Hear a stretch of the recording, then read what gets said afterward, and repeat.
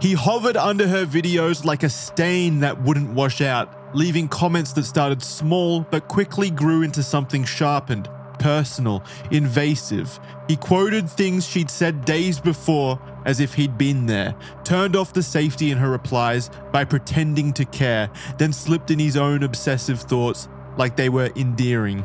He kept making new accounts out of a necessity to stay in her comment box. And when that didn't work, he grew desperate. This is the story of you/Daryl Pratt, the Reddit stalker.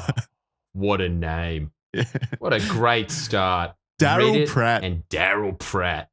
It's such a it's such an Australian name, Daryl, I feel like. Isn't it? Yeah. Oh, totally. I don't think anyone anywhere else has ever been called Daryl. Surely it's just us. This guy is from America, so he's beating. Oh, okay, stand corrected. Yeah. Beating the stereotypes immediately. Beating the stereotypes. What is that? Is that a record? 1 minute in and Jordan's already been proven wrong. Already, but yeah, annoying and being corrected. Yeah, it's a bit of a speed Reddit. Wow. Yeah, that was impressive, Jordan. Thank you. Hello, new listeners. Yes, just get used to that happening a lot, and also on top of that, get ready to be really annoyed. Thank you very much, Jackson, for preparing this. This has to, before we even begin, I'm just guessing that if we're going to be talking about Reddit and we're going to be talking about a stalker, there's going to be a lot of cringy moments to come. Oh, 100%. You can't get into Reddit and stalking without it being incredibly cringy. Guaranteed. Like there's something, if this was a stalker on any other platform, it would probably be far creepy. And it is creepy, don't get me wrong, but just the fact that he conducted most of his messages on Reddit and those messages still up there for people to read, they just come across as incredibly cringy, of course. I don't know what it is about Reddit, but as soon as a message comes on Reddit, it's cringe. Immediate cringe. Isn't it? I know, it's so weird. It is easily my most hated platform by a mile. I am it's just, look, I'll say this about it. It is spiritually cathartic that we are doing this together. I'll say that. It's going to be interesting. You didn't expect this episode, right? Like I don't think I told you what this week's topic was going to be at all. No. So you came in completely blind. Totally. Okay. That should be What good do you then. think about it?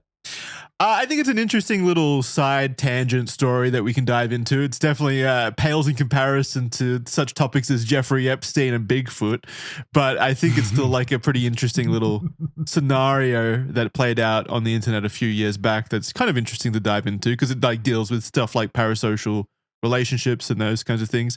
Stuff relevant to you big YouTuber with all your fans and stuff. Yes. I am the same as a hot Nickelodeon celebrity, it looks like. No, she's not a Nickelodeon celebrity. We'll get into it in a second. But I did want to start this episode, welcome to Red Thread, by the way, with asking you, have you ever been stalked? Or I guess more likely, have you ever stalked? Have I ever stalked? Why would I admit that? Were you just trying to catch me out? I thought I got you then with the silence. I thought you were going to... Well, the answer's obviously yes. But No, have you ever been stalked in your capacity as a YouTube creator? Much. Yeah. Don't worry. Yeah. We'll settle it down a little bit. We'll handle one question at a time, okay? Have you ever been stalked? Have I ever been stalked? Not to my knowledge. If I have, they've been very good. Oh, no, actually, yeah, no, I was stalked by the cops. That's right. Well, but not by anyone illegally. Yeah, they do it through legal methods, yeah. Legal methods. It's so much more charming that way. Okay, so what have you ever been stalked? I mean, it depends how you define stalk. Like, do you count people, like, continuously, like, messaging you stalking?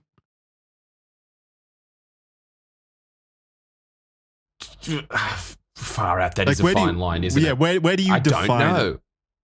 I mean, because that is what this Redditor is doing. Yeah, that's probably more like harassment. I've definitely been like more stereotypically like internet harassed, like people continuously DMing me stuff. And there's definitely been a lot of lunatics and crazy people that have done that. So I can't imagine how much more often that happens or would happen if I was an attractive woman online. It's kind of crazy that it's even happened to me to some degree. Like, I'm so not an attractive hot woman online. so if even I'm getting hit, it's probably pretty bad. But I assume you don't even check your DMs or anything, or like read comments at all, so you wouldn't notice it anywhere. Oh, no, that's true. There is quite a few people that have come up to me over the years and said, you would be pleasantly surprised at the amount of cocks that are in your DMs. And so I've never actually looked. But now that I think about it, that's probably, I might be and be so obliviously unaware that there could be a guy staring at my window, like with the oxygen going onto the window, and I wouldn't really give a fuck. You've just cultivated an army of stalkers that you don't even know about. I mean, what's more terrifying, the stalker that you do know or the stalker that you don't know? Probably the stalker you don't know. Stalker you do. What, stalker you don't? You think? Yeah. If this is way they're scarier. Good at their job. Yeah, that's way scarier if there's someone following you and you don't know that they're there. But is the point of stalking, unless, of course, we're talking about hunting in the real world, but when we're talking about stalking as in humans stalking other humans, is the aim to not be caught, or is it to them to know that you were doing it? I mean, it depends on the stalker, but I feel like a massive component of stalking is probably the level, like the intimidation aspect, which would necessitate being known. Like, you would need to be known. Yeah, so you want to be known. Yeah. Yeah. So if you are not known, you are failing. It depends. Are you the kind of stalker that breaks in and steals like panties or something like that? Because then probably you want to do it sneakily. Coyly. If it's something like that. So you can steal more panties.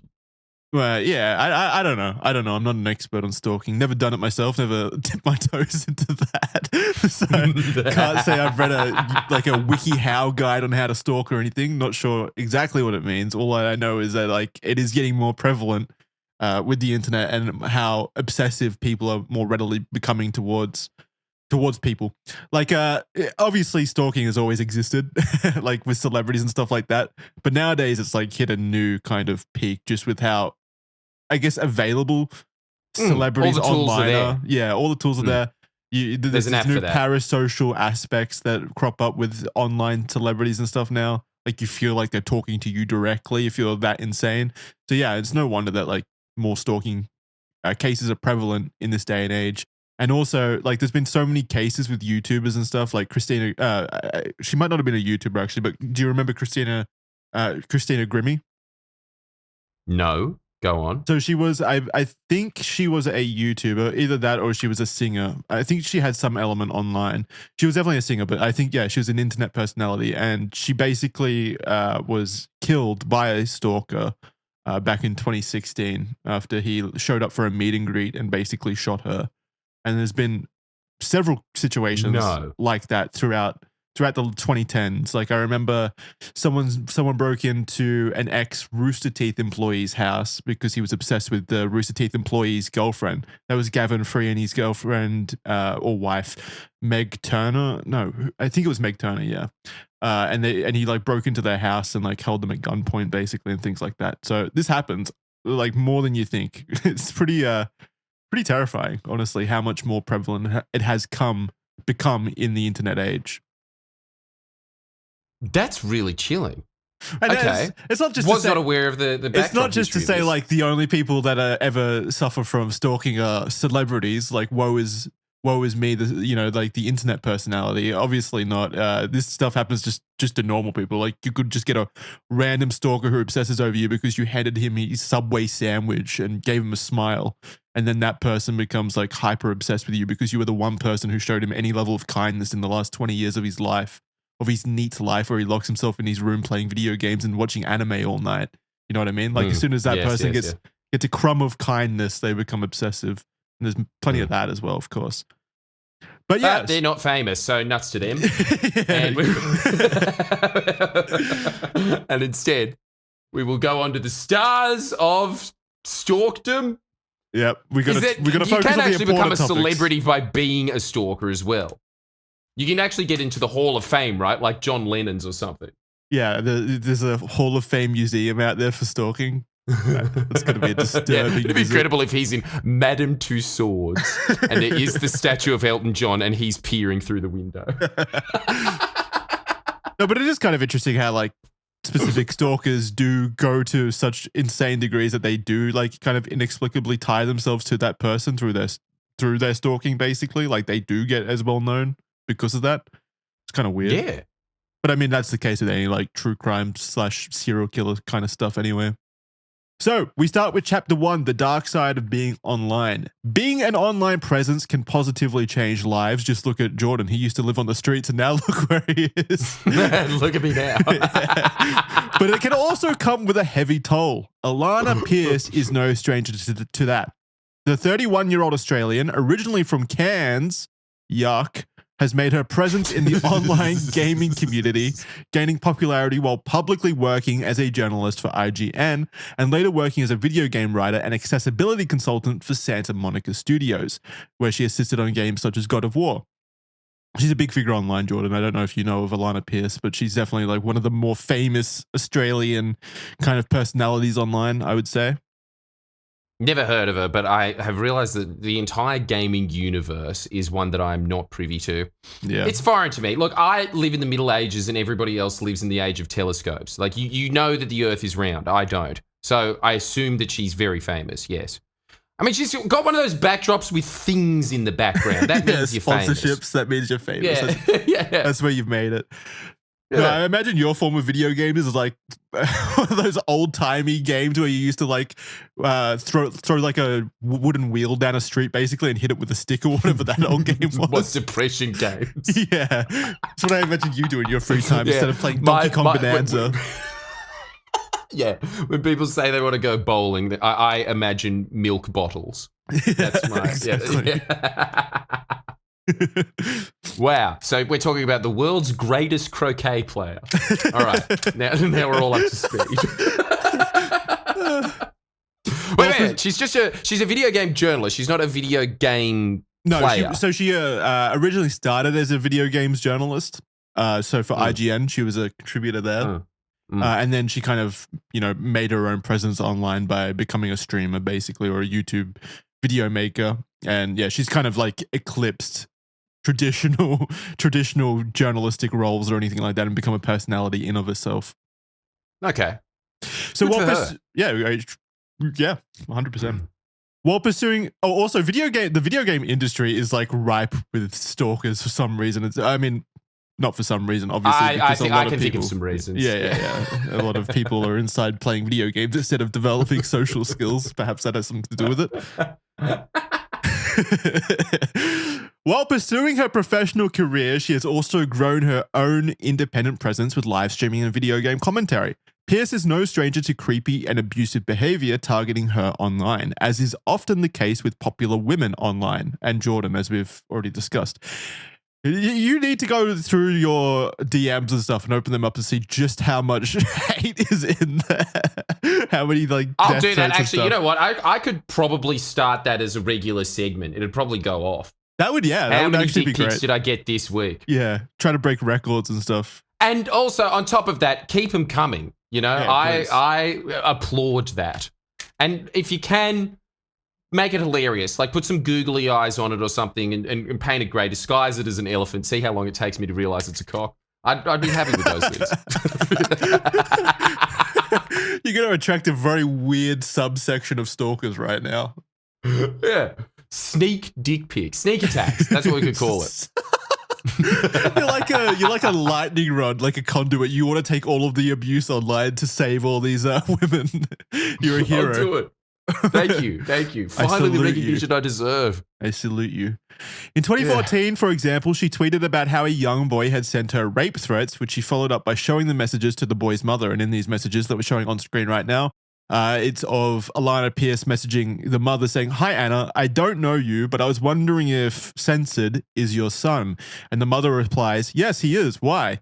And Alana replies, "I have never spoken to him before, but he sent me a concerning message to my public Facebook page today that I was wondering if you might be interested in discussing with him." And then there's a screenshot of the message that the son sent her, which says, "I'll rape you if I ever see you, cunt."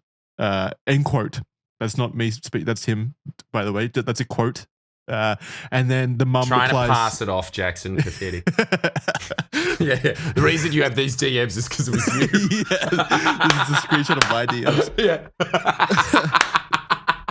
So the mum replies, "Oh my God, little shit. I'm so sorry. Yes, I will talk to him." That's such an Australian way of dealing with this, by the way. Oh my God, little shit. Yeah, what a little prankster. What a goofball. Little shit. Yeah, I love that phrase. I wish Americans embrace that more. I want to hear it more in media. It's such a bogan. Little shit's great. Bogan Australian thing. It is. It really is. Referring to horrible things that people have done as, oh, what a little shit. You little shit. Yeah. It's so funny. Well, but this isn't funny, obviously. That's a rape threat, so not good there. But yeah, I like her tactic of basically screenshotting these stuff and sending it to the people's mothers. To the mum. Yeah, I always think that's an ingenious way of dealing with this stuff. Like, make it public. Well, it is the 21st century version of getting caught shoplifting. It's about the same age, isn't it? Security guard calls the mum. I was going to say, imagine making a rape threat like this, and not to give advice or anything, but like doing it under your actual name and stuff. Like, you're begging for this to happen at that point. Yeah. Look, keep those rape threats to when you are just, online fighting with someone in China, I think. I see that a lot. What? Don't you? It's always just like Chinglish insults that don't make any sense. Just being like, I saw this one once. I fuck your mum and dad together. I was like, what? Is that like a... Wait, so you say is that an insult or like you're saying that the Chinese person sent that to you as like a bad translation? No. Always like that's one of my favorite things to look up online is like Chinglish attacks online of gamers just abusing each other. Oh yeah, it's massive. And obviously because of like the language barrier, a lot of the insults coming into English are hilarious. Yeah, like really. Again, I've got 2 segment ideas right here. I mean, that is pretty intimidating. Honestly, fucking both my parents together. I don't want that to happen. Well, what if your parents were divorced? You're basically saying that he saved the marriage. Oh, true. Yeah, right? Bring them back together. That'd be good. Yeah. It's a benefit. See, you're just thinking about this with your little bubble world of your happy my family, privileged life with my parents love each other still. And so you don't want a fat Chinese man fucking them at the same time. No, that would ruin. Maybe you should check your privilege. That would ruin our family dynamic, I feel. As Pierce began to grow her community online during the early and mid-2010s, her popularity came with some very dedicated and fanatical admirers. When she announced in 2015 that she was currently in a relationship with a co-worker at Rooster Teeth by the name of Blaine Gibson, well, not everyone was happy to learn this. A comment was left on the announcement video that reads, "Wow, what a surprise! She has a boyfriend!" What's that? Slash sarcasm. Yeah, thank you, sarcasm. But for real, so annoying. This is still the quote. But for real, what is it with the females and their need to constantly be on a relationship? Like, why can't they be single for at least a month? Fuck. I watched all your videos since the beginning. I hope I could meet you one day and we could have something great. But no, you had to go and settle with the first douchebag that walked in front of you. I bet he doesn't even tell you how beautiful and freaking hot you are every day. I bet he didn't even care about you until you opened to him. I am so fucking tired of every single woman I like having a relationship. That's it. I'm so fucking done. This is why we need ID laws. Yeah. Well, maybe not. Like this guy obviously is a Casanova. I bet you every woman that was listening to that got wet. That is. Hey, I got wet as well. You're not alone out there with it. You got damp too, did you? Yeah. If only that guy was a chick. So attractive. This is always the incel behavior though. It's so just standardized. Like they all read from the same script. What? Just being like, well, isn't that the same thing with idols in Korea? I mean, you're not allowed to say that you have a boyfriend or a girlfriend. Yeah. You have to keep that under wraps the whole time. Well, that's a different kind of thing. Probably like they want to encourage the fanaticism because it increases record sales and stuff like that. So that's probably why that's the strategy from management over there. Increase profits by not showing that you've got a boyfriend. Whereas in this case, I think it's like probably advisable that you just don't share anything about your personal life because it will trigger absolutely insane people who might cause you potential physical or mental harm. Like because they don't have the security guards, I'm guessing. Yeah, okay. Well, all right. Yeah, and people like this, definitely not. Alana Pierce probably doesn't have active security guards. And so are you saying that typical incel behavior is to get really triggered when they find out that there's a boyfriend? Oh, 100. Is that the normal thing? Well, no, Okay. maybe not incel behavior. Like this is categorically incel behavior. Like when you become a fanatic of someone like this, where you're this obsessive, I still count you as an incel because anyone with normal relationships, I feel just wouldn't go to this level of being this obsessive. Once you have like and also deluded enough to think I am going to be in a relationship with someone I've never met. Yeah. That is a really scary mindset. Oh, it's so fucking again, it's delusional. Like you said, that's a great, you're not living in sync with reality, and that makes you far more dangerous. Totally. So Pierce, seeing this comment, simply replied with, quote, "I was single for over 2 years before I started dating Blaine," end quote. So she immediately hit him with facts and logic. His claim of you can't be single for at least a month, you hyper slut. And then she's like, well, I was actually single for 2 years, but okay. So the comment began to gain traction, especially when it was clipped and uploaded to r/niceguys, a subreddit on Reddit with over 800,000 members at the time, based around the concept of screenshotting self-proclaimed nice guys who were usually anything but. And it received an appropriate level of ridicule and attention, though the story of these unhinged comments would go deeper. So yeah, you know of the concept of nice guys, right? I know of the Reddit page. Yeah, but you know what the concept nice guys means. Like when people refer to like, oh, that guy's such a nice guy, it's never like an actual compliment. It's always like that guy's a loser who's desperate for pussy and thinks that opening like holding a door open for a woman means that he is, owed sex with her, basically. Like that kind of mindset. Chivalrous. Yes. Yeah. Well, or when they go does for come from chads that beat them up and abuse them, whereas I'm a nice guy and I don't get any pussy. Well, that's always, I think, a immediate mark against someone that I have just flagged in my life out of interacting with human beings, I guess. Anybody that has ever described themselves as, quote, I'm nice, I immediately put that as suspect. It's one of those things where it should just be... Well, it's actions. You show exactly those right. Like it is up to actions. The other people to determine whether you are nice or not. It is not you that gets to decree that. No, and if you have to decree that, then it's probably not a good sign that you. That's what I think. I always see it as at the very least, some low-ish level of narcissism. It's a warning sign, if anything, that person is actually delusional. Again. Not a nice person. Yeah, exactly. Like same with like people having to say like I'm intelligent, or you should listen to me because I have a degree in something, or there's certain other things like I'm virtuous, I fight for the right causes online, so I'm a good person, etc. Like whenever it's like stuff that's people have to say, it's probably not necessarily indicative of who they actually are or what their personality traits are. Yes, it's generally just the idea, I think, now that you can expand this out more. It's really just anybody who thinks I'm a good person. Why? My mum said so. It's not even that. It's just because I think I am. I think I am, therefore I am. That's it. Yeah. But it's not true. Yeah, it shows that there is just absolutely no introspection. What is it called again? Meta something or other. Metaphysics. I was just reading about it today. No, it's not metaphysics. It's not witchcraft.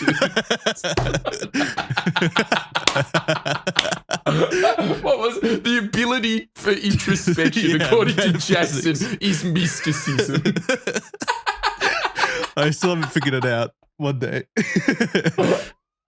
No, but it's true. That's not true, but it's true. Like, like if you listen to a narcissist talk about themselves and they call themselves nice and pleasant and a hero to humanity, that's what narcissism is. It's like building yourself up character-wise, in a contrast to what reality actually is. Like narcissistic people obviously build themselves up on the outside, whereas they're very cruel and vindictive and malicious people inside, very unhealthy people. And it's the same concept. So, Our Nice Guys, I've got to say, good title. You've really picked it. I like that this is an internet meme. It's a nice way of summing up that entire mindset of these Isn't people it? believe that they're nice and that they're owed something when in reality they are basically human poison. Yeah. Hey guys, it's Jackson here, cutting in real quick to talk to you about something pretty cool and interesting that myself and Kira, who is the researcher of this show, are doing. And that is, we're making tea. That's right. I'm here announcing our new company, Soul Syrup, where we create delicious, high-quality tea blends, artisanal tea blends even, that will make you go, yummy. And it is important to us because we wanted to create something that was, pretty significant to myself and Kira. And as chronic tea drinkers, we do love tea.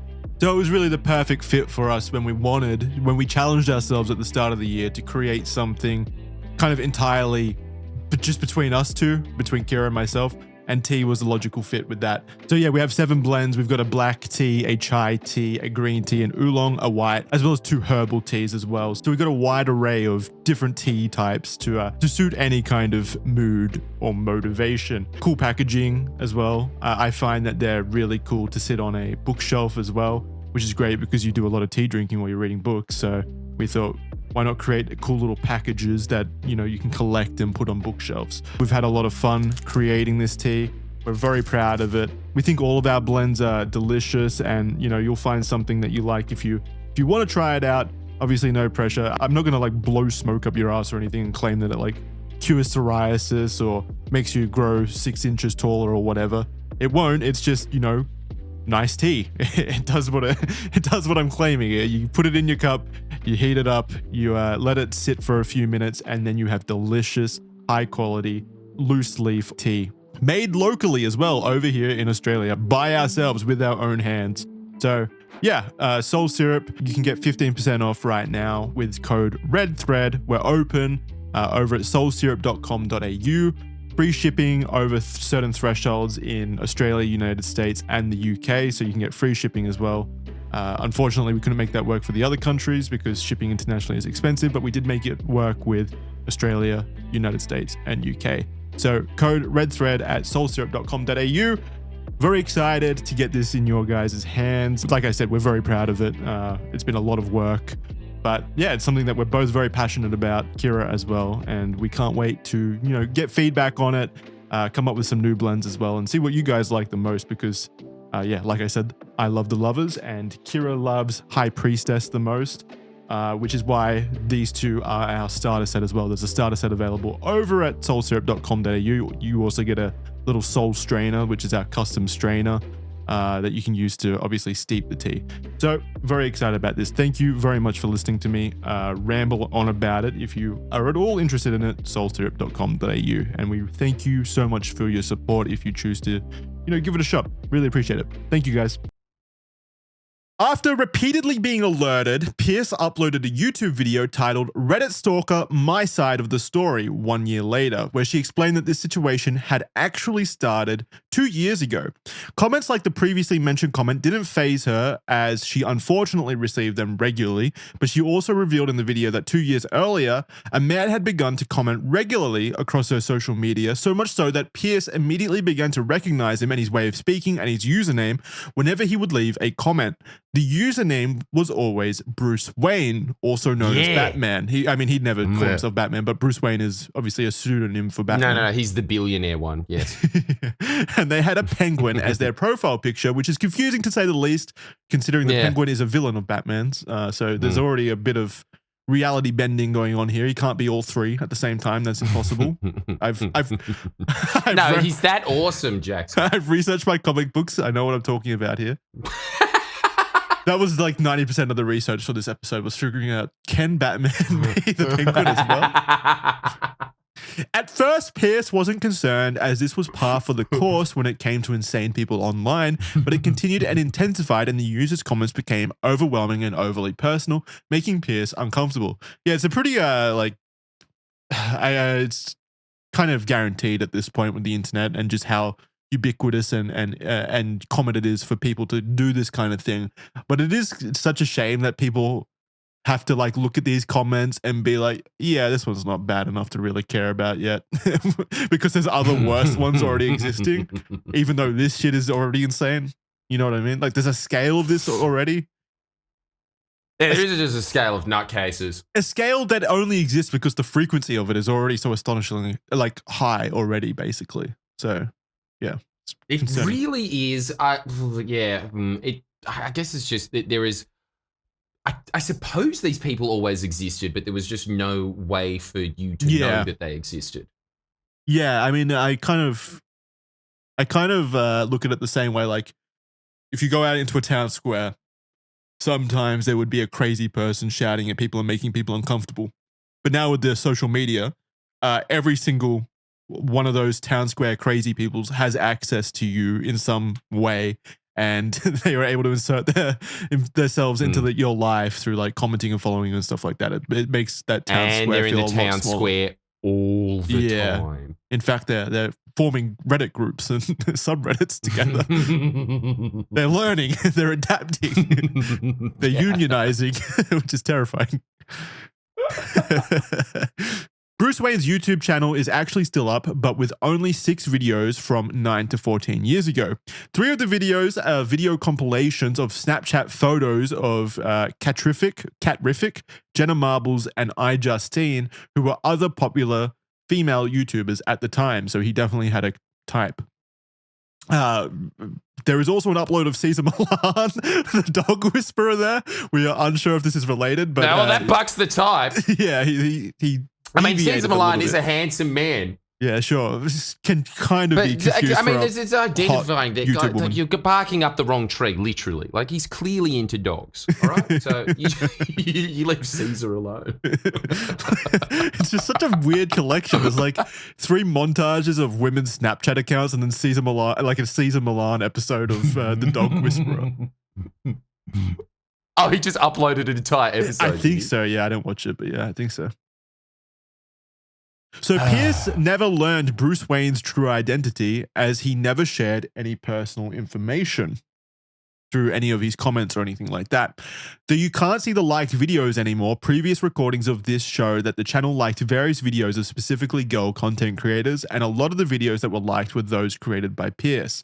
The breaking point came when Pierce had gotten her eyebrows microbladed, which was a big trend 10 years ago, and my fiance Kira, who does the research for the show, had to explain to me what microblading was. Do you know what microblading was?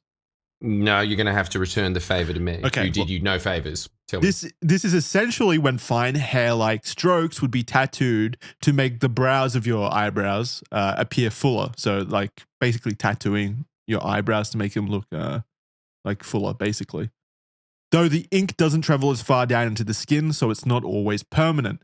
Pierce shared her experience during this procedure on Snapchat, and Bruce Wayne was not a fan of his queen undertaking such a procedure.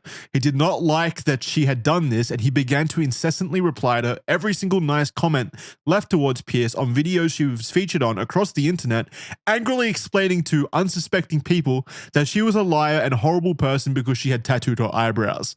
Bruce Wayne, that's so insane. What is it with the nice guys and thinking like women wearing makeup makes them whores or whatever? Well, the tattooing of the eyebrows one is really strange. Why? Who gives a shit about eyebrows? Unless you've got like, you know, middle of rural Turkey monobrow. Why is anyone even thinking about it that much? I've never really noticed anyone's eyebrows before. Yeah. Really. And also the other thing that's coming to mind now that I'm thinking about it is I think I do have stalkers. I think I've got this exact thing. You're just noticing some people on the outside of your window right now staring at you. Yeah, How long have and they it is been just there a for? guy cleaning the window, and I'm just being like, unbelievable. I'm calling the cops. One episode is going to turn you into this massive conspiracy theorist. You're going to see shadows everywhere now. No, why? What's made you think that you've got stalkers now? Because now that I think about it, yes, I do see psycho losers on Reddit always being like, notice Friendly Jordy's like eye color is changed. It's changed. He's got a contact lens in. They've got those kinds of conspiracy theories, I suppose, going. That is the same thing. It's always just like some little detail about my face that they're just like, Nyeh.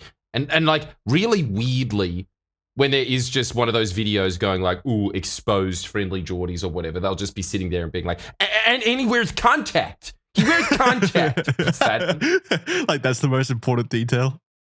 Yeah. So it's quite, I don't know. That's what it does show is anybody that is this sort of new e-stalker spends a lot of time looking at your face. Well, yeah. Because eyebrows. I was actually reading. It might have been a study or it was a report or something. Kind of conjecture, like offering a possible answer as to why it's so prevalent with digital media, and they came to the consensus that it's because videos these days, and this ties into the whole parasocial element, but a lot of like the media created these days from personalities is literally them sitting, facing directly at a camera, looking at it and talking to it like it's a real person, basically, like having a conversation. And insane people who tricks the brain, who can't dictate reality and non-reality. They can't like make sense of the fact that this person is staring directly at them and talking to them, and they can't understand that that's not reality. Like they feel like it's like you're a child looking at a TV basically and being like, is that real on the other end? Like, is that stuff happening right now? Like I used to always think that when I was watching TV when I was little, I was like, that those people are doing that stuff right now. And if I turn it off, they don't exist like, anymore. even if you're not insane, or maybe I'm just admitting that I'm insane right now, but I fully do understand the proclivity to have the parasocial relationship. Because say that I am watching a streamer for a while or something, and then like their face just pops up in your feed with the whoa facial expression. I will click on it being like, I wonder what he's up to today. It does actually trick you. You're just more interested in what they have to say. I don't count that as parasocial interest. When it becomes a parasocial interest is when you start leaving comments being like, is he wearing contacts right now over and over again? Like that's when it starts to become pretty concerning. Oh, is that what that is? Okay. Oh yeah, I feel like it is. It's when you start taking an interest in the person's lives outside of the content that they produce, where you start feeling kind of attached to them. Like there's no creators that I feel attached to, that I feel like if something bad came out about them or if something happened to them that I would necessarily like care, because they're not a part of my life. You know, they're not a part of my personal life. It doesn't really affect me other than the content that they create. You know, it'd be great if you said that and then there's no red thread for another month because Mr. Beast had an accident and Jackson is just that sad. Inconsolable. Can't get out of bed. And then the next upload on this channel is why I was away. Do you feel like, Jordan, I'm parasocial with you? Are we parasocial friends? Why? How is that even? That can't. I've watched your videos before. Talking to you right now. How do I know that? How do I know this is reality? I'm mind fucking myself right now. Just all in my head. Red threads all weighed up. I'm just traumatized because there's been so many hosts on this show. I don't know what's real and what's not anymore. What, you became disassociated because of how traumatic it was? I've created you from a figment of my imagination. The next person in your list. I had to scroll down twice. All right, where was I? Oh yeah, so the whole eyebrow thing. Yeah, but like the eyebrows. Well, what is it with nice guys and being like, this woman wears makeup, therefore she's a giant slut? Like she's not real. Whereas they were first attracted to her in the first place because she probably did herself up nicely. Wears makeup. Yeah. It's so strange. She's trying to attract other males. Yeah, I always loved the whole. She'd be so beautiful if she didn't wear makeup. She doesn't need to wear makeup. And then you look at like their other comments or whatever across the internet, and they're calling like women fat bitches and stuff like that. Fat ugly bitches. Fat ugly. It's like, which is it? What do you want? Yeah, it's true. I don't know what they want really, because I also would imagine that I'm just guessing that they don't really want to be in a relationship. No, they want a fuck doll with giant tits, basically. That's usually it. That's readily available. Yeah, but they want it to be real. This is again one of these points of, we were talking about this in the Ted Kaczynski episodes. Jackson, do you remember us kind of saying that we're sort of just caught in the uncanny valley of technology, where you wait 10 years and you will just be able to fuck one of those Futurama fuck robots. And then this problem will solve itself. No, it won't. We're kind of just in the... Huh? No, because they won't. As long as real women exist, there will always be real men who are obsessed about real women. Oh, you don't reckon that hentai took off some of the heat? No, it made it worse. Yeah? Yeah, I mean, the over-sexualization of society through things like hentai and other aspects have made men way more obsessive. Well, actually, yeah, that's probably true as well. So you don't reckon that there's ever going to be a point where technology will sort of like... They're seeing all these over-the-top sexual experiences from early developmental ages growing up, and then they're like, why don't I have that? Well, I deserve it. I'm a human being. I need my tentacle bukkake sessions and stuff like that. And yes, women are depriving me of that. Yeah. So... the thing that's drawn. Yeah. So you don't think that technology will ever supersede it? Because what you're saying is the technology has made this problem a lot worse. I mean, if we're talking about grand scheme of things, like technology will probably solve everything eventually if it doesn't end up killing us all first. So sure, you could come up with whatever bizarro situation you can come up with and say, will this be solved by technology? And my answer would have to be eventually, probably. But like in our lifetimes and several more generations, probably, I think that technology will only make the situation worse. Okay, because like as soon as you said, I've never even really thought, because I've never really thought about stalking that much before, but... Yeah, no, never wanted to give it a try or anything like that. Never wanted to try it or... Well, you know, it's piquing my interest, but I'll say that, you know... Sounds like fun. You can see me, but I can't see you. It's like a one-sided magic trick. Yeah. It's... Okay, so they're not interested in being in a relationship with them. They just want the imaginary fuck doll, but they also want the fuck doll to be real. Yeah. Very specific set of circumstances. It is a weird mind frame to stay. Well, is anyone going to be happy with fucking a fuck doll for the rest of their life? It doesn't, like, it's good for... Oh, I know a man that is very happy with that. Yeah, sure. But you don't want to know much about that man. Is the man in this room right now, Jordan? Oh my God. Look, for comical purposes, I want to say yes. But like, I've got to say, have you ever seen one of those torso things? Yeah, it's very, very gross to me. It's very concerning. It's really, really scary. Looks like a medical tool, like something you would see in a student, like, what do you call them? Student training session at like a hospital or whatever. Yeah, for CPR or something. Yeah. And it's like, yeah, we could take that and fuck it. Science has come so far. Back in the day, the CPR doll must have copped it, hey? Oh, yeah, unfortunately. The true victims of this episode. Yeah. I wouldn't want to be resuscitated. Bruce Wayne had become incessant and obsessive to a concerning level, and it was becoming a significant problem in Alana's life. Bruce Wayne did not stop despite warnings from even her workplace after he continued to comment on work she was involved in. However, he instead opted to continue creating new accounts where he would routinely message her while asking for her to unblock him. She never responded, but a friend of hers messaged him asking Bruce Wayne to leave her alone. Frustrated, Bruce Wayne took to Reddit. The gentleman's choice. Now he means business. Chapter 2. He has entered his bat cave. Yeah. Chapter 2. Am I a stalker? And then, so this was Bruce Wayne's first post on Reddit in the r/legal advice subreddit under the new username Daryl Pratt. It says, quote, "Can I get in trouble for sending a girl love letters?" Fuck! that was a visceral First fuck comment. already. No, that's the thread. He made this thread. Okay, yeah, all right.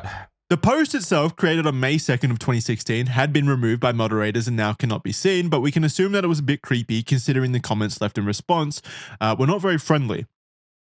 So I'll read through some of these right now. These are just various comments left on this thread. Someone says, "Yes, you can, but your first priority should be to speak with a psychiatrist, not a lawyer." Next one said, "You're not really in love with her. You just have the illusion of being in love with her because she makes eye contact with the camera all the time. That's also why people stalk TV newscasters. You will gain nothing by contacting her." Another one replies, "At the point where you're considering whether or not your messages are legal, it's probably not fair to consider them love letters. Stop." Damn. 100% true. If it ever comes to mind that is this thing that I'm doing potentially illegal, the answer is probably usually just don't do it. Probably yes. Yeah. Even if it's not, probably you're already having warning signs throw up in your head that this is not societally acceptable. So maybe ease back a little bit. It's good advice. Someone else says, "It may not be illegal by the letter of the law, but it's not really okay. You should stop. You are blocked on social media. That's an indication that this woman does not want to have contact with you." Yeah, but what if she just slipped and accidentally hit block like 100 times accidentally throughout Exactly. all of his various accounts? You know, checkmate. Or if he could just explain his way through with Yeah, style. exactly. Yeah, he's so charismatic. This time, it'll work. Even though you said, this is still that comment, even though you said nice things, she doesn't want those comments. She likely finds you weird and creepy. I would strongly recommend that you stop sending letters, stop contacting her, and seek professional help. You probably would get a restraining or no contact order if you continue. Not a lawyer, not legal advice. End quote. Unfortunately, Daryl Pratt wasn't quite getting the message, responding with, quote, "I didn't know she didn't want those comments. She banned me without even a warning. I just wanted her to know how amazing she is. I would do anything just to be friends with her online. I like sending her letters just so she knows how cool she is. I don't see why this is wrong." End quote. In response, another Reddit user tried to get through to him saying, quote, "You are crossing the line of legality by sending contact that isn't wanted. It may not be legally wrong now, but it may become wrong very soon. You're in a gray area now if you continue contact that seems unwanted. It's not hard to be considered harassment, which would lead to restraining orders or other legal action. You suddenly don't want that on your record. I can't emphasize this enough. It's not going to happen. I can almost guarantee that she does not want to be your friend. If you insist on contacting her, you will most likely face harassment charges. You should stop this and see a medical professional as soon as you can. This obsession is not healthy." And in response to this, Daryl Pratt says, quote, "Thanks for the advice, but I think I'm going to keep sending letters for now. If she tells me to stop, I'll stop, of course. The guy from the Notebook sent like 365 letters to that girl. I feel like if I send them for long enough, she will realize how much I care about her, and maybe she will be friends with me then." End quote.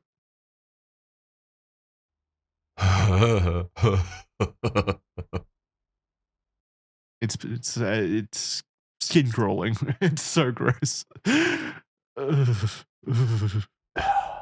it just make you feel You know what makes weird? it even worse? What? It's on Reddit. It's there forever. It's on Reddit. Not just that it's there forever, but also just the fact that you're going to this sort of like anonymous forum publicly, being like, "Excuse me," and then not getting the answer that you want, and then just being like, "I'm going to continue anyway." Yeah, doubling down. It shows just how hard, how obsessive he is about it, where no kind of rationality or people trying to interject will stop him from hyper obsessing over this. Well, just it's such a foreign concept to me. Maybe because obviously I'm not a very obsessive person, but like, if a friend, let's say like a close friend or a girlfriend, was like, I don't want to be with you anymore. You know, it's over. Or someone said, let's stop being friends or whatever. I'm just not into you anymore. Like, I'm not really a fighter. I would just be like, yeah, okay, whatever. Time to move on. You know what I mean? Like, like obviously with my fiance, if there were relationship issues, we'd work on it. But like, it's not. If she came to her ultimate conclusion of like, I don't want to be with you anymore, and nothing's gonna change my mind about that. There's no point fighting it, and there's no point like continuing on and like becoming that obsessive. I would just kind of like be like, yeah, okay, makes sense, cool, let's move on. That's just missing from these people. Clearly missing from them. I'm guessing the main reason that it probably is missing from them is because they have very little actual human contact. Yeah, it has to be, right? For like, probably this is something like fair reasons. Like you would do over your first girlfriend, maybe in like 4th grade, where she's like, I don't want to hang out at recess with you anymore. And you're like, no, Jessica, please, I can change. I'll give you my tuck shop money. Yeah, but you're doing that at like 28. Yeah, but you're doing, now this guy he's doing it as a legal adult who can buy a firearm probably, which is concerning. But yeah, with like an 8-year-old, like that pain lasts for like 5 days. And then you're like, oh, wait, I'm okay. Jessica's friend Samantha's actually pretty hot too. Maybe I'll try my luck there now. Like you move on. You move on. It's strange. It's very strange how obsessive people get. That one really freaks me out. Yeah, you're right. Like, Jesus Christ. Because it also just shows, even if you are putting that out online in text, so socially unaware. Mm-hmm. There's no that's the main thing about all of this, really. It's just like watching season 3 of The British Office. Kind of just feel like leaving the room for a bit, These people, like the only solution to this, in my opinion, is like institutionalizing them or putting them in prison. Like, because you see it. There's no like people that can step in and stop someone from being this obsessive. It has to come from themselves. And if their brain is fundamentally broken, there's something that's not working in their brain it's not happening, where they can't stop themselves from obsessing, then they're going to be stuck in a cyclical state where they just go further and further down into lunacy and this obsessive, state where someone is going to get hurt eventually, whether it's them, whether it's someone innocent, whether it's their victim, the person they're stalking, someone will be hurt. So it's like the only preventative measure really is to institutionalize them, in my opinion. I don't know what else you can do. What else can you do? It's just definitely. That's the thing, I guess, is down the line, no holds barred. There is no wiggle room for this. Mentally ill. Yeah. That is really, really insane. Yeah. I think that's about it. That's why it's quite disturbing to just look at somebody's prattle thoughts as they continue and persist on. Mm-hmm. Agreed. So someone then replied, astonished to his message before, saying, if you aren't a troll, you're in for a bad time. You're doing something stupid despite literally everyone telling you that you're in the wrong. You're in potential legal trouble and you are likely mentally ill, end quote. To which user Daryl Pratt replied, quote, I'm not a troll. I've been following her on social media for over a year before she even worked at IGN. I've invested a lot of my feelings into her, and now she blocks me. I want her to like me so bad and don't know what else to do, end quote. This, of course, confirms that the person in question was Alana Pierce and that this man, Daryl Pratt, was Bruce Wayne / Batman from before. So it's the same person. Yeah, so again, like, talking about it as an investment. He's invested a lot of his feelings into her. Skin crawling. It's so gross. So fucking gross. Having read through these comments, however, it's also bizarre how there were actually supportive comments left as well. For example, because it's Reddit, of course. Some fucking idiot has to stamp in there and make their mark known. For example, user Sweetie Bunny replied, quote, I'm sorry, but wow. I wish someone could be this into me. He kind of doesn't seem to be doing anything wrong. It's not like he's threatening her, and she never said to stop sending letters. It's kind of cute. Bring on the downvotes, but I'm a sucker for love. End quote. There's no way. That's going to be an alt of his or something. Maybe. Like, is that what you think happened there? I don't know. That's such... It's such an insane thing to say. Come in and see everyone else being like, this guy is insane. It's probably illegal. You are going to get in trouble and you're mentally ill. And then this person's like, wow, that's hot. That's so cute. I love True, love. but if there was a place for that to be sincere, you're looking at it. Reddit, yeah. It would be Reddit, wouldn't it? Yeah. I could totally imagine someone out there that's, again, that lonely thinking, I wish someone did that to me. That's all you need. You just need to put it in the classic Nick Beard voice, and I could see it happening. It's very funny to leave it as a joke, though. Yeah. The message saying it's not like he's threatening her. I need people to understand out there that just the act of doing this is threatening. Just because you don't say, I'm going to stab you or I'm going to hurt you. Just the act of repeatedly messaging someone and like circumventing them blocking you, which is as clear an indication that they don't want to have anything to do with you. Like continuing on past that point is threatening. Like it's concerning. It's very concerning. And people should take that seriously. The people who blocked, like the people being threatened should take that seriously. If someone is doing that to you, you need to start compiling evidence and make sure that like law enforcement knows about this because it could escalate very quickly.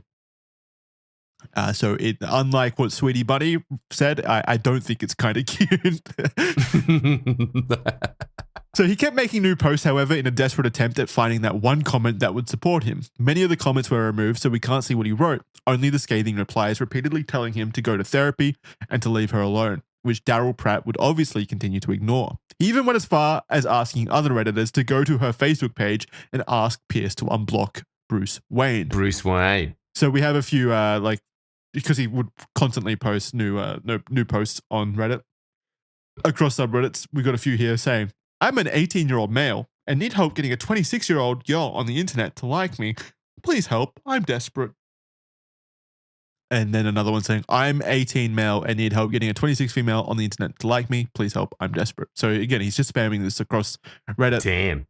Looking for an answer, I guess he's looking for like a magic love potion or something because there's nothing else that would help in this situation. No, nothing else that would help him in this situation anyway.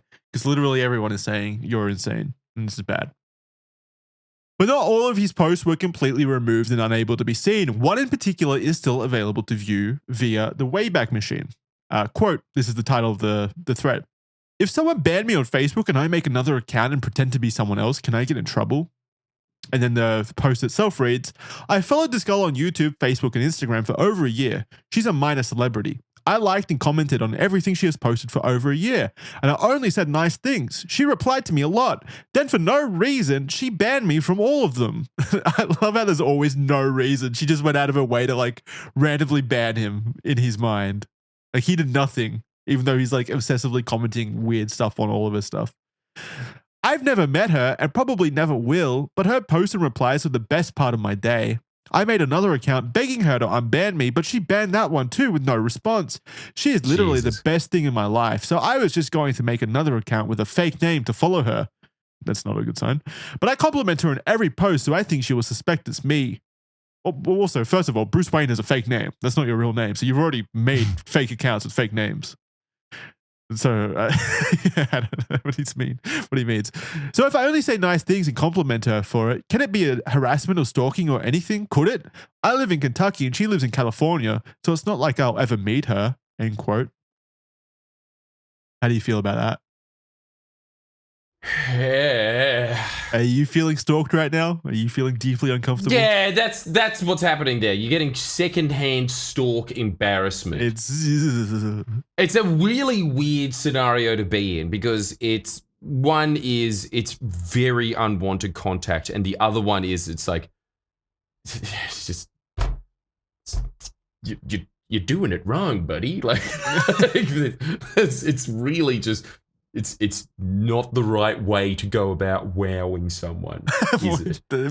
There's nothing. Okay, but it's like you need to hammer into his mind at this point. There's nothing you could possibly do that would solve the situation. Like once you reach that level where the person has blocked you, or is even like contemplating blocking you. I'm pretty sure that's a firm game over. Yeah, there's nothing you could do. That's be reincarnated in the next life as someone who's mentally sound and can read social cues, I guess. That's all you can possibly do. It's GG's, game over. Yeah, it's GG. So Daryl Pratt was now feeling desperate. Pierce was not unblocking him from her socials, no matter how much he begged and tried to get her to. He felt that his only option now was to trick Pierce into talking to him on a fake account. Did he have some sort of guilt over his actions, or or a feeling within that was telling him that this was all wrong. Maybe considering he was seeking users on Reddit to assure him that what he was doing was okay, but they weren't, and he was ignoring every single one of them. And then we have a few comments here from other people, commenting on his stuff. So we have John Spiff, who says, your post history is only about trying to get this girl to like you and sending her love letters to her physical work address and crap like that. Probably why she blocked you. You need to grow up and find something else to do with your life instead of stalking an IGN employee. Someone else says, looking at your post history, you're a potentially very dangerous individual. She did the right thing by blocking you, end quote. And then finally, we have another one here that says, quote, okay, OP, please read my full post. While you may be enthused with this person, you are engaging in behavior that falls into the literal definition of stalking. They obviously do not reciprocate your feelings. Your instinct to continue to follow and interact with them is not going to end well for you. You do not need to physically follow this person to have you criminally charged. This is a serious situation and you should treat it as such. No one here will assist you in your harassment of this woman. I know you are in the US, but I'm having difficulty finding resources in your area that can help you deal with this and move on. Please consider reading some articles from, and then it's a link to a NHS website, as the information and strategy section can help you help yourself. Which again, this is what else can this user do? But they're not going to read that, and they're not going to take any information. These stalkers obviously are beyond the traditional realm of like reading reading an article online and being like, oh yeah, wait, actually what I did was wrong. I'll stop now. Like that's not going to happen. It's just not. So this comment's pretty much as good as you can get, isn't it? Yeah, it's as good as you can get, and even they're really having a go. It's not. Again, that's why I mean, completely futile. It's never going to work. That's why I was saying before. Like the only thing that does solve this is probably keeping them away from society, because they will just continue to progress and get worse and worse. Your instinct will say, quote, I'm not stalking her. It is wrong. You are. But it is a psychological issue and you should reach out to a specialist to get help to treat it. Please, for your own good, please find some resources near yourself and get help before you put yourself in a situation you can't fix, end quote. And that was from a user by the name of I Hope You Die. So that's the... Jesus, okay. That's the Reddit juxtaposition right there. Very edgy username, offering helpful advice somehow. Sage advice. Yeah. I don't understand. Chapter 3, Tone Shifts. So Daryl Pratt was beginning to get increasingly frustrated and depressed by the lack of solutions or support for his actions. His post above was screenshotted and posted to another subreddit with the title, quote, too many stalkers on r/legal advice, end quote, which he himself saw. He commented on this post with, quote, oh my God, how is it terrifying that I like a girl? Misreading the room. The only one getting hurt here is me. I think about her all day, but she won't even acknowledge me anymore. If I didn't like her so much, she would still reply to me. But because I am in love with her, she won't. This is the worst feeling in the world, end quote. Daryl Pratt's tone began to subtly change from initial comments about only wanting to be Pierce's friend to declarations that he was in love with her, but he wasn't getting any closer to his grand romantic vision, and he was also not getting the answers that he wanted from others online, so he shifted the blame with the only one getting hurt here is me. This wasn't the only time his posts were reposted somewhere else. In response to an Ask Reddit post, the post being which 4chan or Reddit thread is the creepiest, one of the top comments was a link to his post about making another Facebook profile. So he was becoming a bit of an internet celebrity himself. Maybe he would have gathered his own stalker. Maybe Sweetie Bunny or whatever her name was from up above was, it's like a pyramid scheme almost. A stalk chain? Yeah, pyramid scheme. Yeah, but he was becoming a minor celebrity on Reddit himself at this point in time. Like he was getting around. Like people were talking about Daryl Pratt, which is kind of weird, right? Yeah. I didn't realize that there was users on Reddit that were celebrities within the ecosphere. Oh, there were plenty throughout the time. I remember there was one Redditor who was like I forget what they call him, but like a turbo Reddit user basically that would like post maybe every 10 minutes of the day. I think his name had something to do with like ravens or crows or something like that. And he was like famous on Reddit. And then it got revealed that he was like a fake, basically. Like he was using bot accounts or something to boost his, he was like paying basically for his post to get more karma or whatever to make him look more popular, which is pretty funny. So Jesus Christ. It's plenty. Reddit has a long and storied history of just crazy stuff. Like I remember back in early Reddit days, like early 2010s, like one of the most popular subreddits at the time was like r/jailbait, which you know what jailbait is, right? Yeah, so it was basically just a subreddit of that, of just like actual pedophiles posting jailbait pictures and stuff like that. And it was just allowed on there for years until it finally got banned. And then there was like a giant crusade from those people being like, bring back jailbait. Like this. Oh, was it just one of those like, this is the death of free speech? Yeah. Was it that? Yeah. Yeah, okay. Yeah. Final defense. First, they came for my jailbait. I did not speak.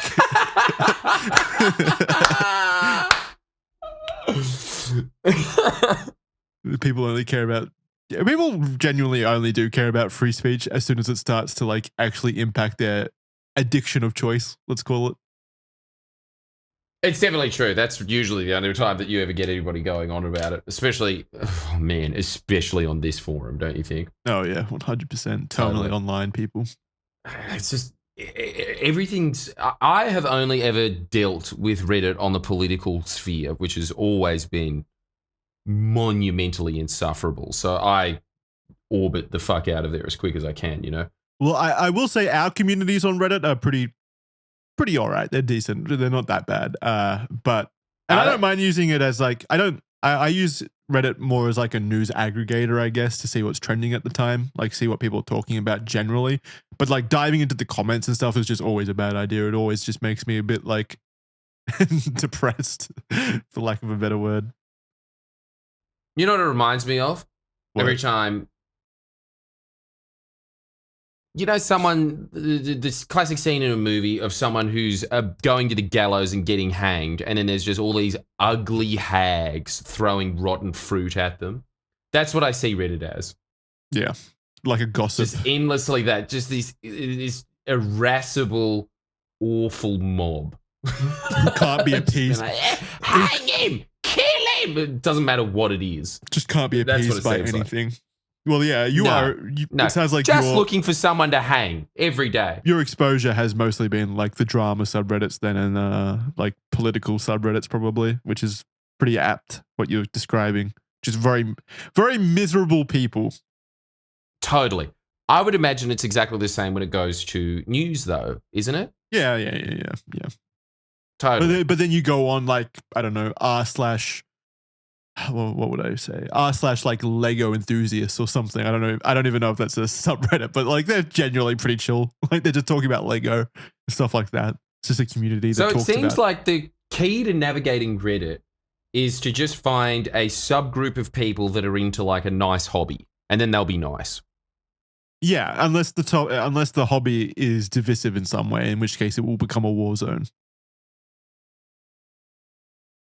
Lego sounds like it would be pretty divisive, actually. No way. Unless you're arguing between like Lego and Lapin, like the cheap like Alibaba version of Lego, the benefits and have you ever used Lapin? Yeah, I have before. And it doesn't feel as good. Lego's really nailed their formula. I'm going to say, I have been really enjoying this slight delineation away from talking about Reddit stalkers to talking about your choice of Lego. It's been a nice palate cleanser. Yeah, it is a bit of a nice palate cleanser. Innocent Jackson playing with his Lego, and now back to a violent stalker. Such a tonal whiplash. That's the entire show, though. It's just constant tonal whiplash. Yeah. So this also made its way, his notoriety also made its way to another subreddit in r/worstof, which was user makes post about stalking a girl that then gets angry when other users link his post and call him a creep in r/ask Reddit. So again, this was making the rounds. Basically, it was like top of all basically of Reddit at the time, very popular. Daryl Pratt saw these and began to reply first saying, quote, "So it's creepy." Sorry, I got to get his typo in there. "So it's creepy because I have a crush on a girl? How would you feel if the girl you love blocked you one day for no reason and wouldn't reply to you?" End quote. Checkmate. Good argument there. He may be insane, but he's coming up with some bangers from time to time. He's thought on this. Yeah. He's turned his rage into a mental spear.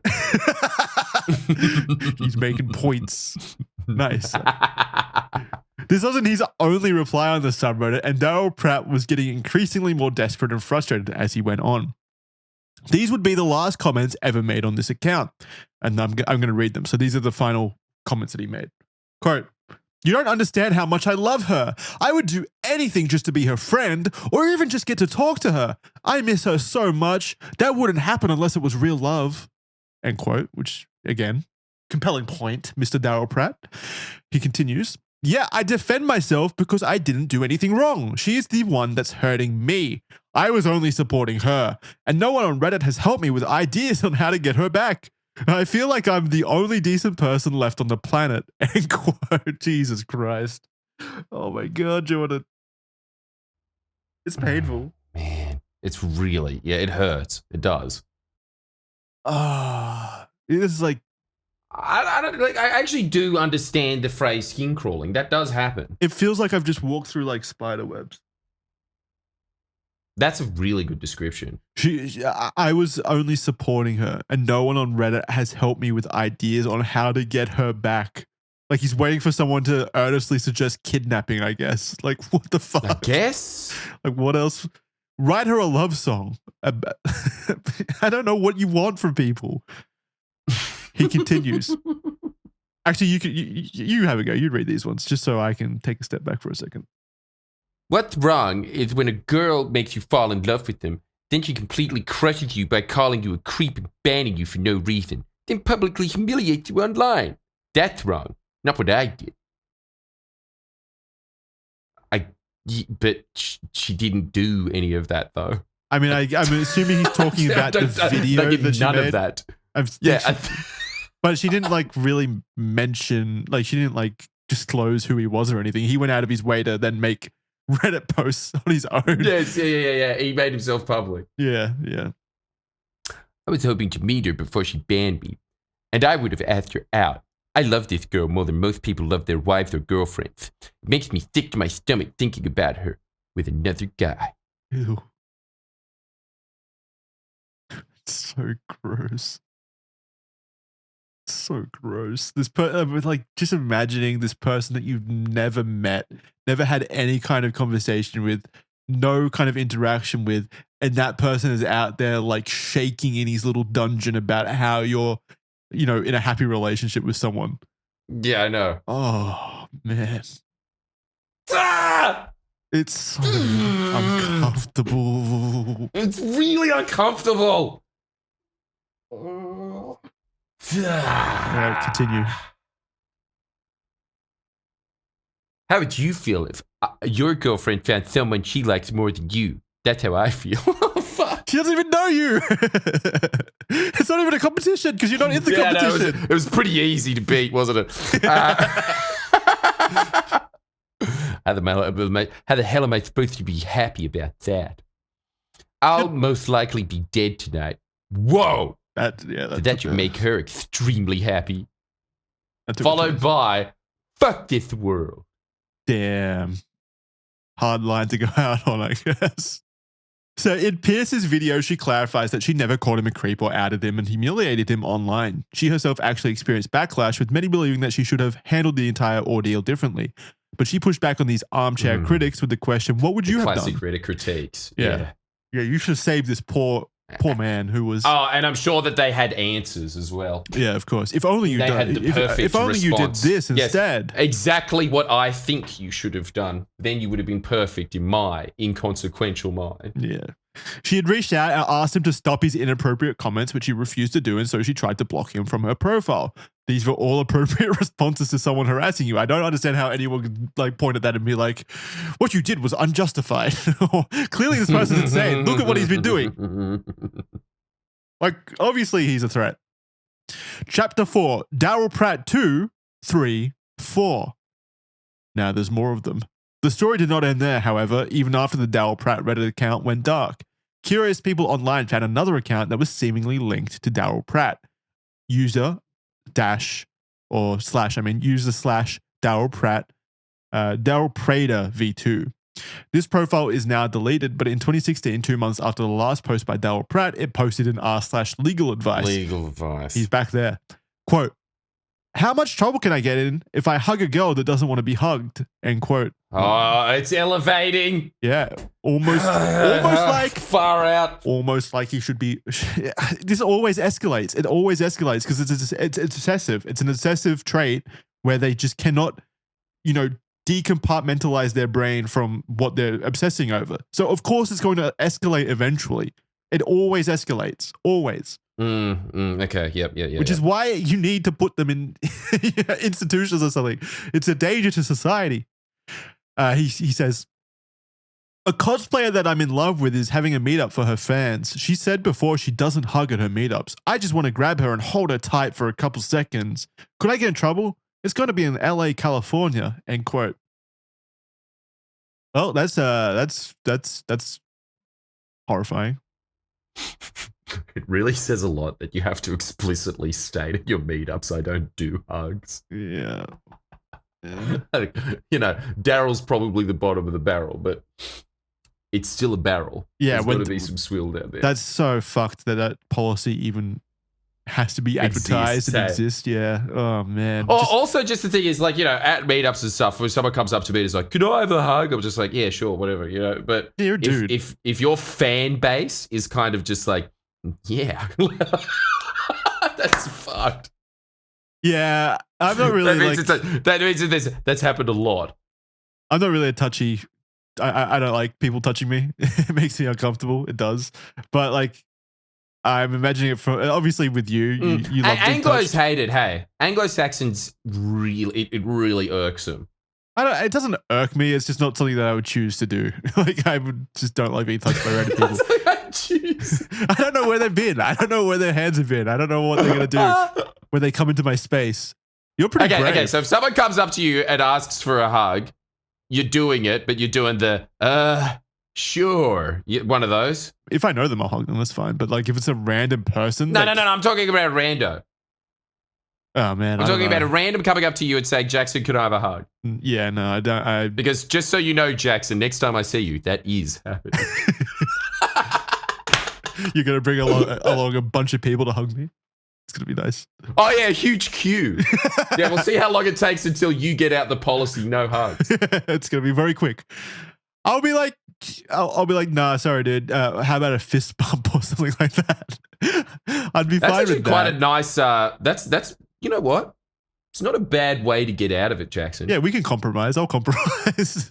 Go for a compromise. Because I don't like to be hugged, but I'm also a people pleaser. It's a yeah. So you're not going to just be like, ew, no. No, I'm not going to be. Because also I feel like if you say ooh no to that, you're going to feel mean. Yeah, I'm not going to be mean about it. So you've done it right. You've done it right. Yeah. That's the way to do it. I might even take a bit of the pressure off them. I'll be like, no, sorry, I'm all sweaty. I'm stinky. You don't want to hug me right now. How about a fist bump? And then we'll go from there. And then it takes all the pressure off them. It's fine. Totally. Or don't you think in this day and age, this would be the perfect out? I would, but I think I have COVID. Done. Ooh, yeah. Yeah, that's good. That's a really easy out. But honestly, you're one of just, how about a fist bump? That works. It's easy. Before they finish asking for a hug, just let out a big fart or something just to break the air. Just to let them know that they don't want to get closer. Yeah, I guess you could do that. Yeah, sure. That's also an option. Wait, you can do that. Which one's cooler, the fist bump or the fart? which method should I go? Cooler? Yeah. Well, the fart's definitely more dominant, I'll say that. It's more alpha. Yeah. I think we're all gonna have to say the fist bump is definitely cooler if that's what you're going for. Yeah, I'm just putting it out there that no one wants to hug me. Probably don't ask for a hug because you're getting one of the two.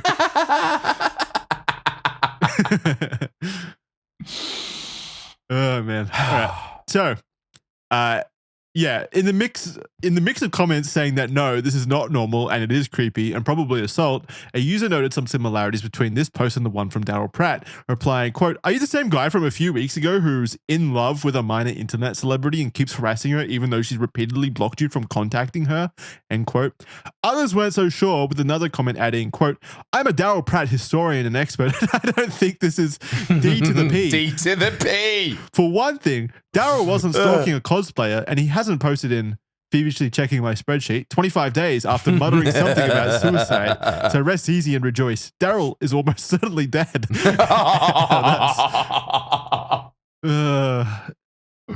Fuck, the internet's an awful place, isn't it? Just everything about it. It's hard because stalkers are malicious. Like, they do cause actual violence and threat to like innocent people. But at the same time, I don't wish them death. Like, I wish them to get the help that they need, clearly, and to be removed from society for as long as that issue persists. But like, a lot of the times they genuinely can't help it. Yeah. So definitely. It's hard. It's hard to reduce my empathy. What do you mean reduce your empathy? What are you talking about? Like, I don't want him you're just dead. saying like, you're saying the noble choice is to wish death on him. Okay. And if only you were more moral, you could get to this level. No, I'm saying, I think Jackson, you've outright won. Like, you're better than this guy. Like, you don't have to compare yourself to him and wish that you could aspire to such greatness. I just want to wish he was dead so much. If only I was more man. Fuck. I don't know. Okay, well, look, I don't know, man. I just feel like a lot of this would have gone away if Reddit never existed. No. This doesn't go away because Reddit exists. Doesn't go away? No, it would exist elsewhere. In fact, What this might be a benefit because if it's more it's more like he's more well known now, so people can take notice of him, I guess. If this was posted on 4chan, how differently would this have gone down? Do you reckon he would have been bullied out of it or encouraged into it? Encouraged. People would have definitely been like, yeah, you should go to her house. Here's her address. Do something wild. Like, they would have encouraged it for sure. Okay, so Reddit is the Reddit's the less hardcore one. Yeah. Overall, yeah. Overall, right? Mm-hmm. Yeah, it's always been that way. Okay. Like, they're still posting jailbait on 4chan, I'm pretty sure. Like, that never stopped, I don't think. How are they getting away with that? I don't know. I don't want to know. Whether or not this was a genuine Daryl Pratt is hard to say for sure. Popularity of the event had peaked at this time, and it's entirely possible that these comments and posts were left by someone having a laugh. He did, however, reply to one more comment about his original account saying, quote, I was getting hundreds of DMs telling me to kill myself, so I don't go on that one anymore. Oh, wait, he also, so that person said that Daryl Pratt wasn't stalking a cosplayer, so it can't be Daryl Pratt, a genuine Daryl Pratt. Oh, yeah, the historian. Yeah, but then Daryl Pratt V2 replied saying she also does cosplay. Confirming that, like, it's the same person, kind of.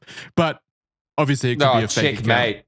It could be all your credentials in tatters. Take that, anonymous Reddit poster.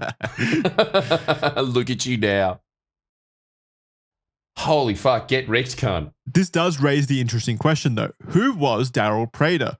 The internet was not satisfied with being left without the answer to this question. They went back to the username Daryl Pratt V2 and began to try and find other accounts. Logically, they first tried Daryl Pratt V3, which showed nothing. Undeterred, though, they then tried Daryl Pratt V4 and jackpot. Daryl Pratt V4 hadn't commented or posted anything in regards to Pierce, but it was filled with posts with the topic of mental health and guns. The first post by also, like, how many versions are there? He's upgrading in real time. He's like Iron Man. He's doing it. To go back to comic book references. The first post by this account was on r/mental health subreddit, where he wrote, quote, I want to see a therapist, but I'm afraid I will be committed against my will. I'm almost positive I'm going to kill myself, but I don't want to. I don't think a therapist will help, but I want to try. But I can't miss work or I will be fired. So if an officer drags me to an asylum, I will lose my job. Then I will definitely kill myself because I need my job. What can I do? End quote. He also posted various times. You can't be in a job and be in an asylum at the same time. What does happen with that? You're just in the asylum until you get better, I guess. But who's paying? The government, through social programs, I would assume. We don't have those Victorian era straitjackets. Which might be. Come on in and get your gruel. Does that exist anymore? No, I don't think so. They've all been shut down, but. I think they've all been shut down. I don't know where crazies go anymore. Don't they just dope you up and that's it? The streets are like this, still existing.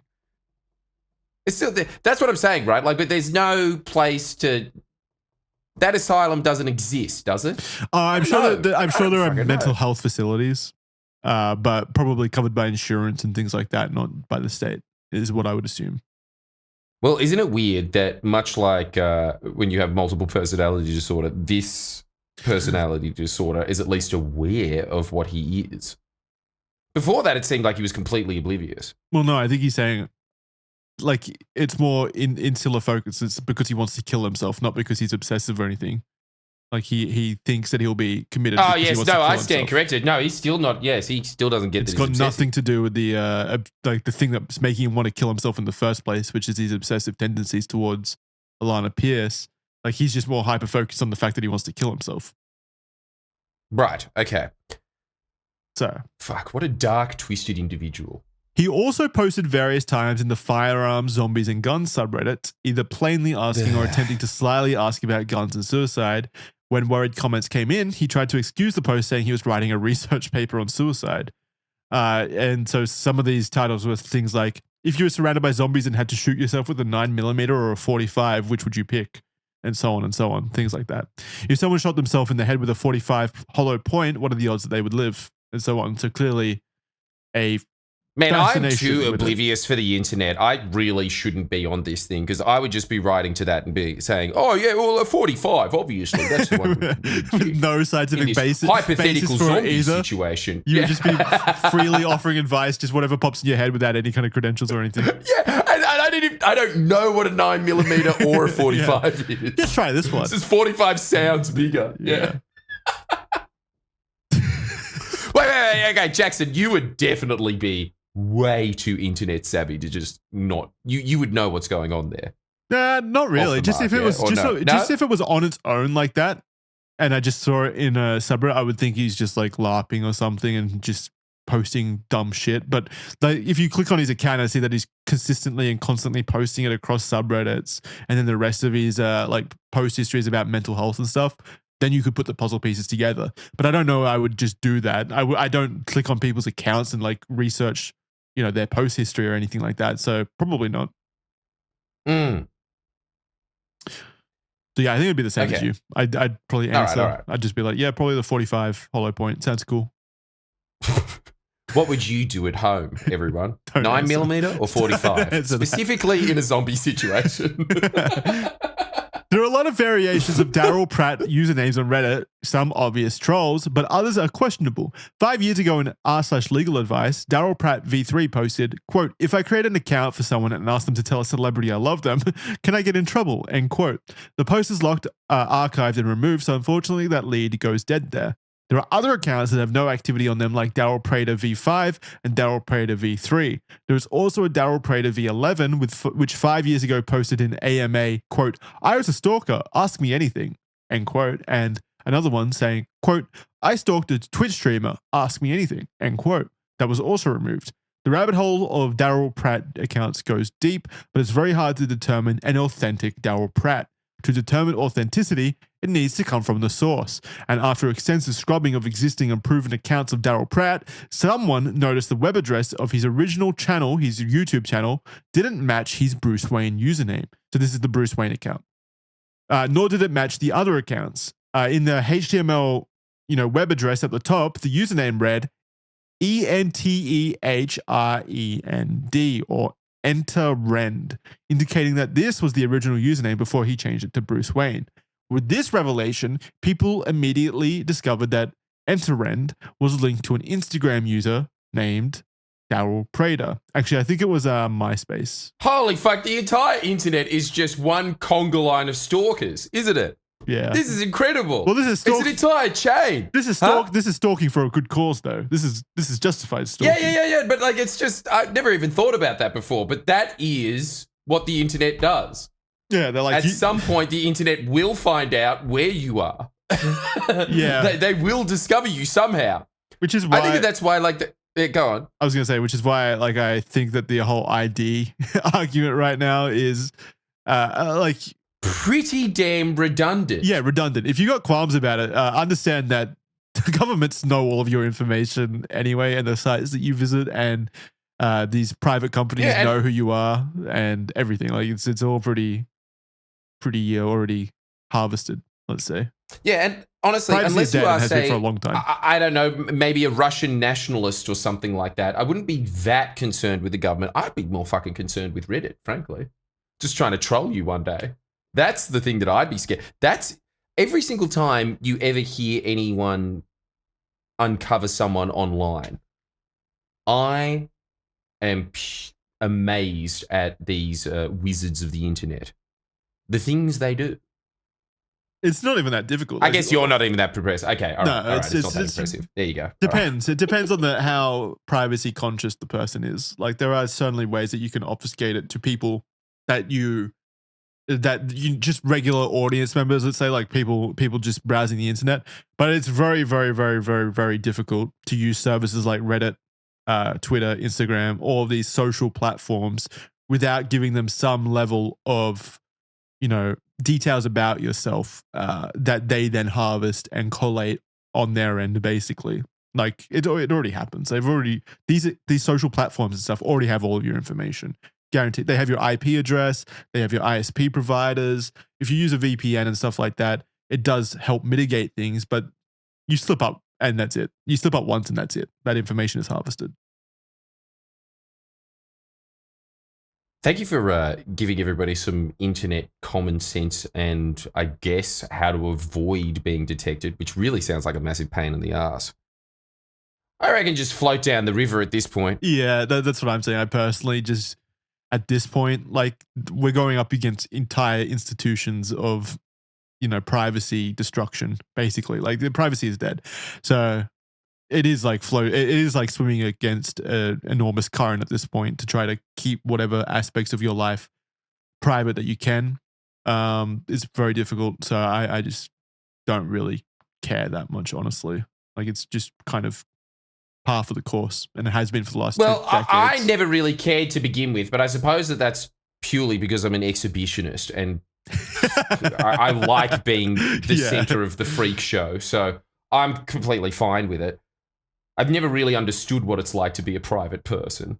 Yeah. So I never really understood the fascination with it and always just assumed what you were saying has been the norm for virtually the nanosecond after the internet existed.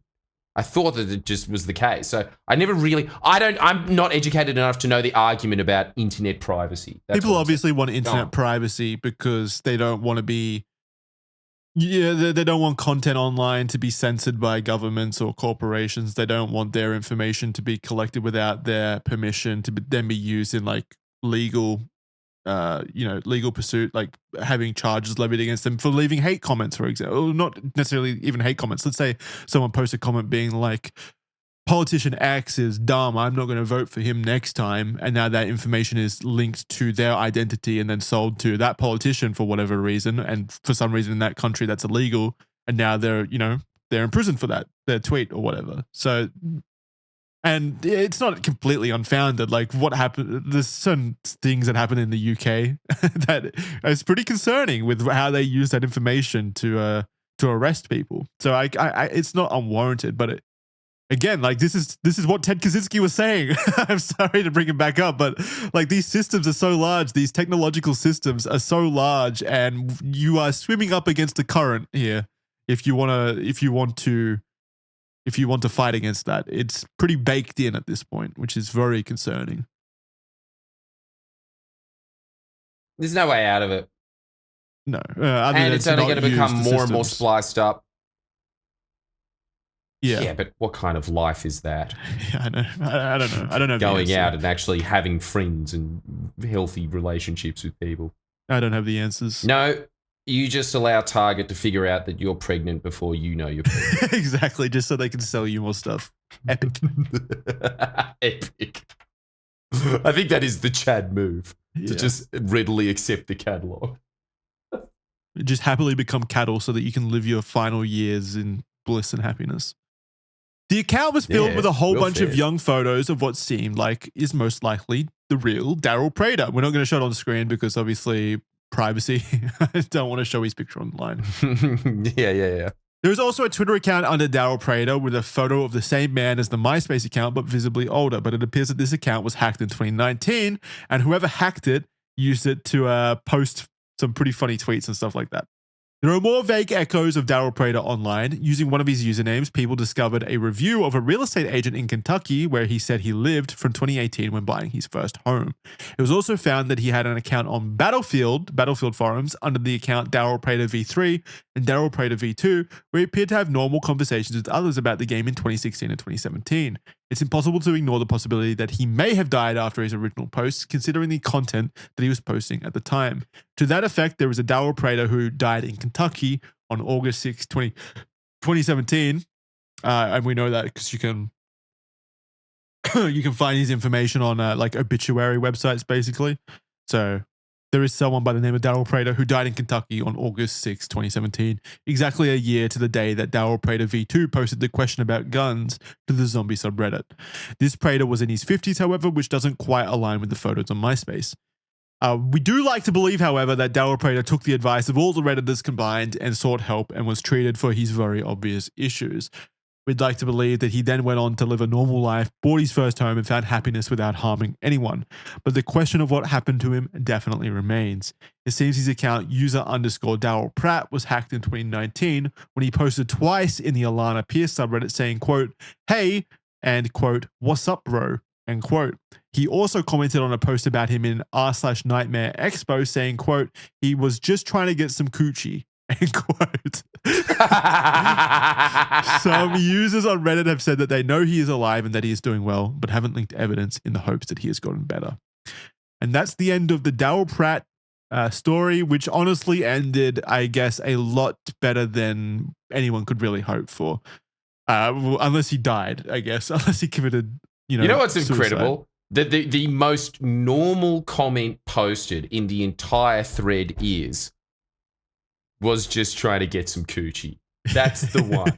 Like, that's just miles above everything else. Sums up so everything. I suppose you are right in the sense that this is a happy ending. Yeah, it sums up everything. It is a happy ending. Like it's a bow. It's a nice bow tie, yeah. It's absolutely a happy ending because no one, as far as we know, was harmed. Like, there were no... Like, obviously, Alana Pierce got out of this unscathed, which is nice, and she didn't receive any further harassment from Daryl Pratt. So... Yeah, I'm What hopeful. happened to Alana? What's she doing now? She's still just a YouTuber? Yeah, she's massive. She's grown and grown over the years. So she's still doing it. And Mystery Man still avails. Yep, we don't know where he is, somewhere if in he Kentucky. died or if he's still alive. We don't know for sure. But all we know is that, well, unless he changed his name or anything like that, we don't think that he's still stalking, so that's good. Or at least not stalking Alana Pierce. I don't know though. It's hard. But this was an interesting dive into an individual online with stalking tendencies. It's kind of eye-opening to just kind of see just how many kind of individuals there are like this, I guess, and how pervasive and obsessive they get. It was pretty damn obsessive, I've got to say. Very interesting case study. Yes, that's very true as well. But I would also like to add that one made me feel really queasy. And that's really annoying because pussy. I'm also hungry. Am I a pussy? Yeah, you're a pussy. Well, I guess that's good to know. Nonetheless, much like this man, I will push back and live in my delusion that I'm a very muscly Chad alpha wizard. No, it is gross. But like, there are far worse stories online. So we're going to need to toughen you up a little bit. Buttercup, you're gonna need. You are desensitized to this stuff, aren't you? It's always yeah. You've been doing Red Thread a while. Not just Red Thread. It's just like the more morbid elements of the internet have always been somewhat fascinating to me. So yeah, I've seen stories. You've seen things. Yeah. It definitely does happen, doesn't it? Like when I used to watch scary movies, and I used to be very scared as a kid. Now I still am scared, and sometimes I don't want to sleep alone. All right, never mind. You are a pussy, Jesus. Oh my God, I'm a massive pussy. Such a pussy. Actually, yeah. Now that I think about it, I can't even handle MA horror films. Not even R. So this is who you've exposed this to, Jackson. Jesus, I'm going to corrupt you so bad. You have already. It's already done. This is bad. I'm sorry. Well, I'm not really sorry. You need to toughen up. All right. Any last words from you, Jordan?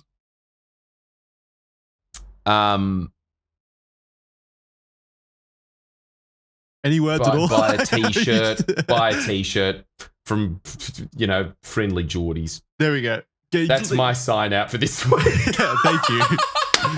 Thank you for commercializing right at the end. Do you have any things that you would like to add, Jackson? About the case? No. Anything nice about my merchandise store? No. Right, okay. Yeah. Well, what a friend you are. Okay. Thank you very much. No, go check out his stuff. Go buy whatever the fuck shirt he's talking about, I guess. Yeah, whatever fucking shirt I'm speaking of. Yeah, go check out his stuff. You figure out which one it is at the store, and we will see you next time on Red Thread. Intermittent chat about Jackson's Lego session. Seamlessly laced. I haven't touched a Lego. Scary stories. I haven't touched a Lego in at least 6 months. At least 6 months. I don't know how long it's been actually. Maybe less. Oh, what, that Falcon getting destroyed really hurt you? Yeah.